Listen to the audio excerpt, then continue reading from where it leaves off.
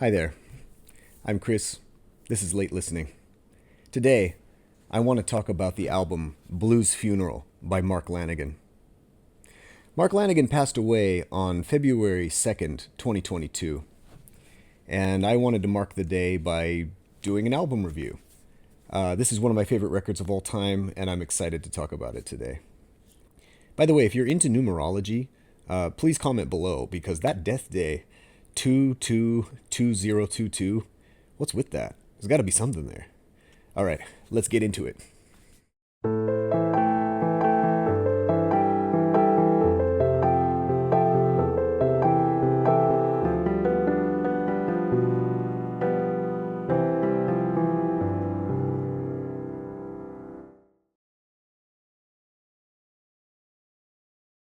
This album was kind of a big deal when it came out in 2012. Of course, a new Mark Lanegan record is always a big deal for fans. But even for Mark Lanegan himself, this was the first record that he made after a near-death experience, which left him not really wanting to make music anymore. He could have used that narrative to kind of sell this record, but he was such a private person, he just kind of mentioned it briefly here and there and pretty much let the whole thing remain mysterious. And I am actually not even really sure what happened to him that led to that near-death experience. But anyway, if you know what it's all about, please comment below. Let me read you a little bit from I Am the Wolf, which is his book of lyrics and writings, which are not really writings so much as just a little introduction of each album. But he's got a little bit of context for Blues Funeral. It was 6 a.m. on a ranch in Simi Valley, California, and I was up on a forklift, chain-smoking cigarettes while painting the ceiling of a barn converted into a gymnasium for a weight-loss reality television show. I had been on the job as a scenic painter for over a year and enjoyed the physical and always challenging nature of building sets on various TV programs, The Biggest Loser, Judge Judy, Big Brother, from which I was shit-canned for using the wrong color of paint on a bedroom inside the house, and so on. In the aftermath of a near-death experience, music no longer had any effect on me. I had seen no white lights or tunnels to heaven, but instead just woke up, as if from sleep, after 5 days in ICU, to find a hollow tube the size of an extra-thick pencil jammed halfway up my dick, and a breathing apparatus down my throat. It was as if I'd been drained of all feeling, and had zero desire to even listen to music, much less sing or write it. So I had found other means of making a living. I'll read a little bit more from this after I talk about the first song, but that kind of gives you the context for where he was at in his life at that time. The album before this, which is Bubblegum, on that record he started playing around with a bit more of an aggressive sound. He had more of rock influences coming in, as opposed to his earlier music, which tended toward more acoustic and strings and kind of a quieter sound. But while this album does have some songs that could be considered rock, a lot of it is mixed with electronics, which is kind of interesting. And I feel like this record really set the stage for his later albums. After Blues Funeral, he would do Phantom Radio, Gargoyle, Somebody's Knocking, and around that time also he started working with Duke Garwood, and he made 2 records with him. This is Black Pudding, which is a really fantastic record. But while Lanegan kind of continued the sound on the later records, I feel like Blues Funeral is maybe the best of the later period. It's certainly probably my favorite of his records. I know that's probably kind of taboo to say that, because a lot of people would choose Whiskey for the Holy Ghost or Field Songs, which I love. I love those records. But there's something about Blues Funeral. It is a weird kind of sepia and neon nightmare. I'm not really sure what this record does to me, but it puts me into a strange dream state. I can say that much. I think there were some critics that said it had kind of a dated sound. Using guitar, bass, and drums with like synthesizers was kind of like seemed to be, oh, that's so 90s, like late 90s. But I would actually argue that this album has kind of a timeless sound, in that it does sound kind of retro sometimes. But the fact that everything is mixed together into this kind of bizarre mess of soundscapes and little bits of ear candy, it does kind of sound out of time in a way. And of course, you have Lanegan's voice, growling and moaning and crooning all the way through each and every song, which is just awesome. And he doesn't really get too aggressive on this album, but at the same time, he has a kind of a menace in his growl. I like the fact that he's kind of quiet, but it has this tension to it. Some critics seem to be surprised of his embrace of electronic music, but Mark Lanegan has openly talked about his love of electronic music many times. For example, he was asked by the website fredperry.com in 2019 which song would get you on the dance floor. And he just listed a whole bunch of different artists there. People who play a dark, ambient, or pummeling goth-tinged post-punk powerful wall of noise, or heavily rhythmic electronic music that I can listen to for days on end. Music that, to me, is in some ways the natural extension of bands like Clock DVA, Cabaret Voltaire, Coil, or Throbbing Gristle. The great British stuff that had no rules. Some people might call much of it techno, but that term makes me think of something else I'm not as fond of. Anyway, let's begin looking at song by song. What's here? The first track, the Gravedigger song. So this song begins with pummeling drums and this really cool bass line that's kind of like makes me think of cardiac arrhythmia, where your heart's just going, maybe you're in like fight or flight. And of course, the vocal melody comes in. Lanegan, he starts singing with piranha teeth. I've been dreaming of you. And I love that line so much. I love those lyrics because I feel like that sets the stage for the whole record. You might find that to be cheesy, you might find it to be juvenile, but I found it to be kind of phantasmagoric. Like, this is going to be an album of nightmare, and this is where we begin. So the full first verse is, with piranha teeth I've been dreaming of you, and the taste of your love so sweet, honest it's true. Through my heart flows sleep, and a dog-heavy rain, where the Gravedigger's song is sung, you've been torturing me. And I love that honest it's true, because it just sounds like an unreliable narrator, And also, the taste of your love so sweet, but he or she or it has piranha teeth. So what exactly is this love that he's, missing or thinking about? And I'm not sure, what dog-heavy rain means. I thought actually he was saying dark-heavy rain until I read the lyrics, and I was like, dog-heavy rain? It sounds kind of cool. I don't know. And then Lanegan actually sings some lines in French, which was pretty awesome, which translates to, everything is black, my love. Everything is white. And then the kind of clumsy, I love you, my love. I'm not sure if that sounds better in French. Je t'aime, mon amour. I love you, my love. Comme j'aime la nuit, which is as I love the night. So I love you as I love the night. The Gravedigger song was the first single from Blues Funeral. And actually, I'd like to talk about the B-side a little bit, because the B-side is a song called Burning Jacob's Ladder. One of my absolute favorite Mark Lanegan songs, hands down. Gravedigger song too. It's a fantastic song. Both of these songs are amazing. But Burning Jacob's Ladder is not only a great song, but it's really interesting. Allow me to read a little more from I Am the Wolf. At some point in between jobs, I had traveled back to my hometown in Washington State to visit family. And while playing pool one night with two of my nephews, the conversation turned to their interests. Uncle Mark, do you play video games? Remembering that a few weeks earlier, my manager had left a message with an offer to do the initial trailer tune for the release of a highly touted new shooter called Rage, I replied that I thought someone had asked me to do the music for one. Urged on by my sister's teenage sons, I somewhat half-heartedly called back and agreed to take on the task. Such a humble guy. Because of his nephews. I guess I'll do it. Back in Los Angeles, though, the process of writing and recording this song, entitled Burning Jacob's Ladder, led to a sudden and unexpected reawakening of my love for music, and once it was completed, producer Alain Johannes and I continued recording, and the resulting collection of songs became my most successful record, Blues Funeral. If forced to choose only one of my albums to play live, this would be it.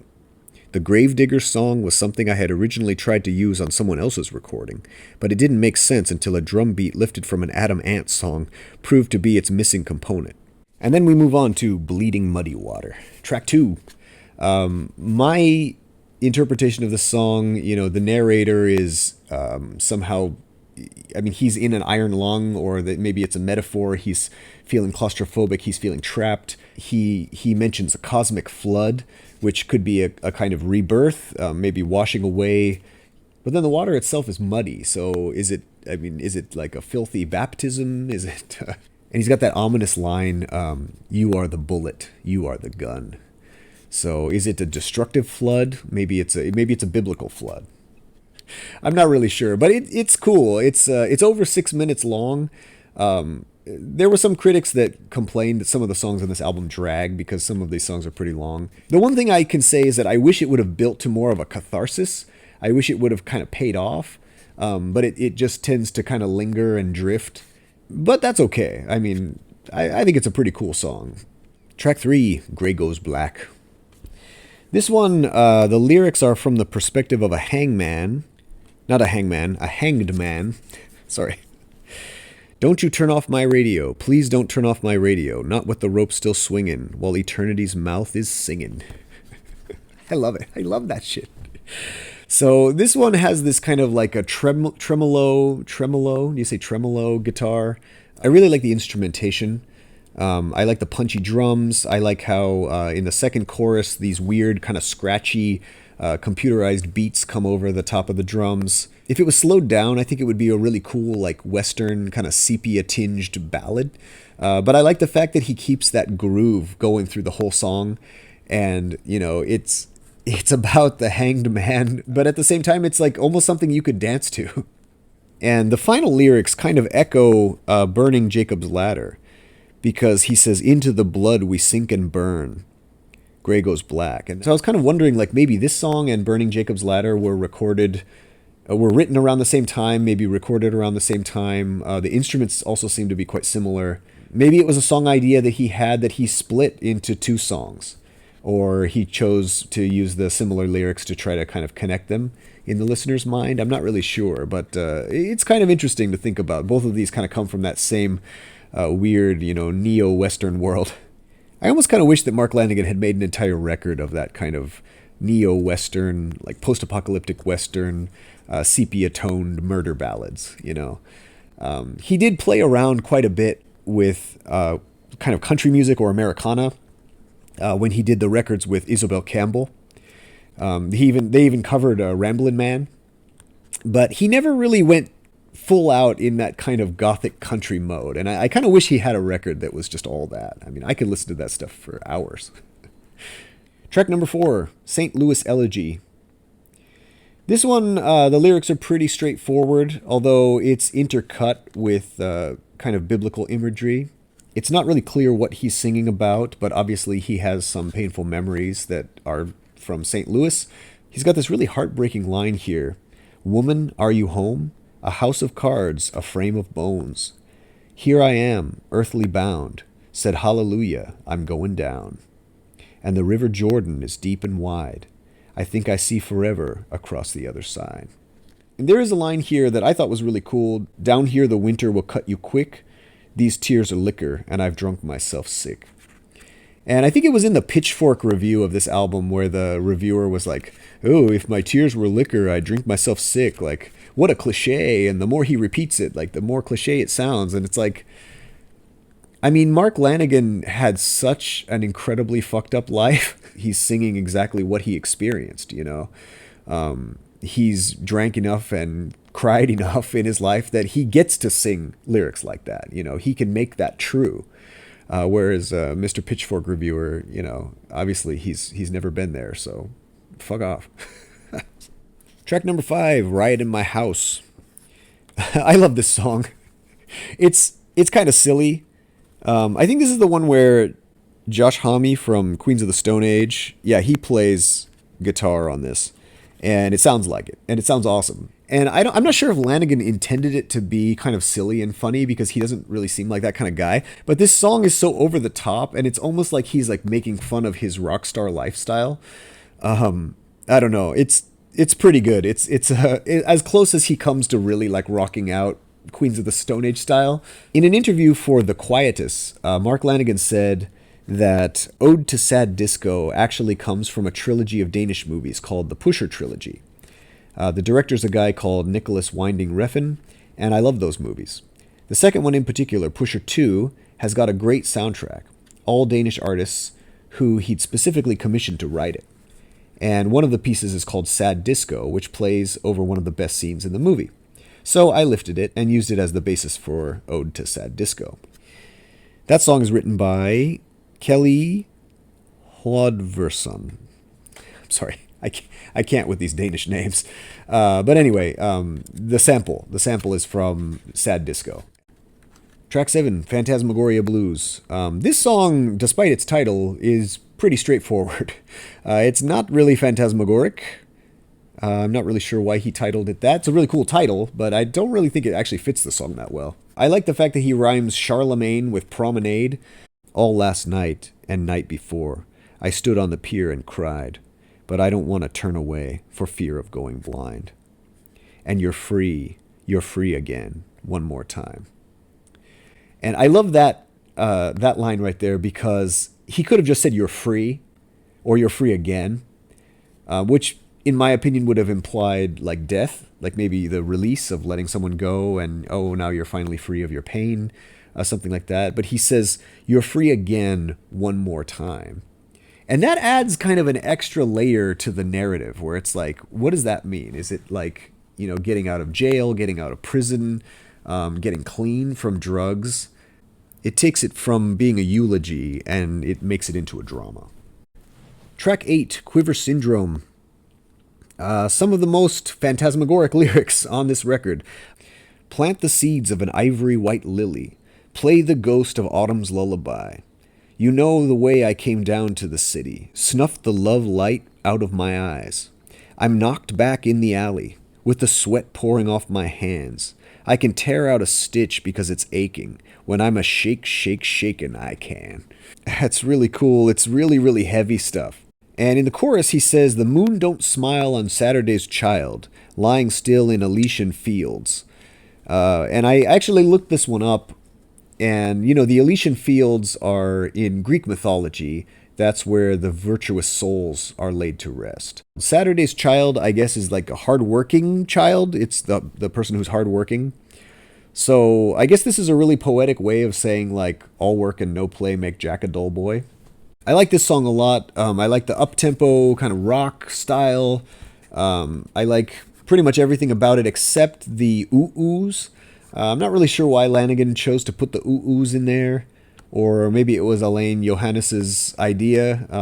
It was somebody's idea. Lanegan allowed it, but I'm not crazy about the ooh-oohs. It makes it kind of cheesy, and I like how they punctuate the song. I feel like you could have done that same refrain with a guitar, and they go on so long too. Like the song kind of breaks down, and the ooh-oohs continue, and I just didn't want the ooh-oohs anymore. Track 9, Harborview Hospital. Absolutely one of the standout tracks on this record. Fantastic song. This song is also a beautiful blend of like the kind of surreal phantasmagoric lyrics and also the more realistic imagery and real places, and the pain of, living on the street, which Lanegan did for a number of years when he was a junkie. And the music of this song works a weird magic because there are these keyboards that are kind of shimmering, making the whole thing kind of very hopeful. And it feels very bright and kind of technicolor, even though the lyrics are so dark. But at the same time, the lyrics also have a bit of hope in there, I think. Even if the narrator himself can't find redemption, there are people who are finding it. They're singing away up on the hill. They're building a mystical union, beautiful and still. But down here in the dirt, they'll say it doesn't hurt. And this song also has one of my absolute favorite lines of this entire album, which is, and yet it's hard to leave in wealth or poverty. Which every time I hear that, or even just now, just reading it, like, I get chills. It's such a great line. And yet it's hard to leave in wealth or poverty. I was reading this thing where somebody said the line of this song, they're riding, a hellhound down the hill. They're sinking into the ocean, beautiful and still. That these lines, especially the they're riding, is about Seattle's first hill, which is where the Harborview Hospital is, overlooking Puget Sound, which is probably the ocean that's referenced there. someone said the bicycle messengers like ride down first hill, and so he's probably referencing the bicycle messengers. But I didn't really think that. I thought it's a metaphor for either drugs, probably drugs, or the damned. All of the nasty things you've done, all of the regret that you have, and the hellhound is bringing you to your fate. Track 10, Leviathan. This song is a little bit weird. I thought it would grow on me over time, but it hasn't. This song is, lyrically, it's fine, but musically, I don't know, it doesn't really do it for me. The lyrics are cool because they're kind of referencing, again, that kind of neo-Western, sepia-toned world that I was mentioning earlier. After the deadlock and dazzle, as good as or better than gold, I lay down my guns on the table, first scarlet, then blue, growing cold. I assume scarlet and blue are the names of his guns, but I suppose they could be the names of his enemies. They could be the names of whores in this, neo-Western world that he has just murdered. And at the end of the song, he has this refrain where he says, every day a prayer for what I never knew, every day a prayer, but this is one I said for you. And that's a beautiful line, but I guess, I don't know, the song just, it tries to build in a beautiful way, and I appreciate the effort, but I don't know, this is the song that I skip the most often. Track 11, Deep Black Vanishing Train. I think of this song as kind of a companion to One Way Street.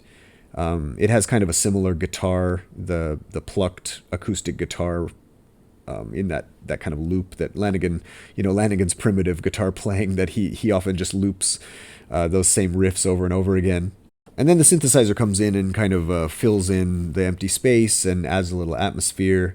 Lanegan keeps his voice almost at a whisper, and he's just really, really quiet and really world-weary through this one. And I kind of wished that he would have changed the chorus a little bit to kind of have that, bring it up in the way that One Way Street does, or in another kind of way. I mean, not to say he should keep writing the same song over and over again, but I wanted this song to move just a little bit more, but it is a beautiful song.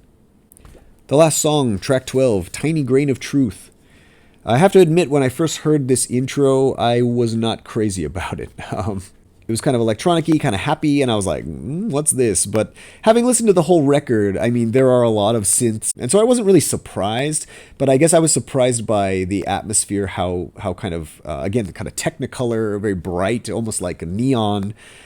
In between the verses, I think, there's this refrain where it goes like, da-da-da-da-da-da-da-da, and I would take that out. And actually, if you see the Mark Lanegan Band play live, they actually remove a bunch of that stuff and they tighten it up and shorten it. And I actually think it's a lot better live than it is on the record. This song is also where the album gets its name.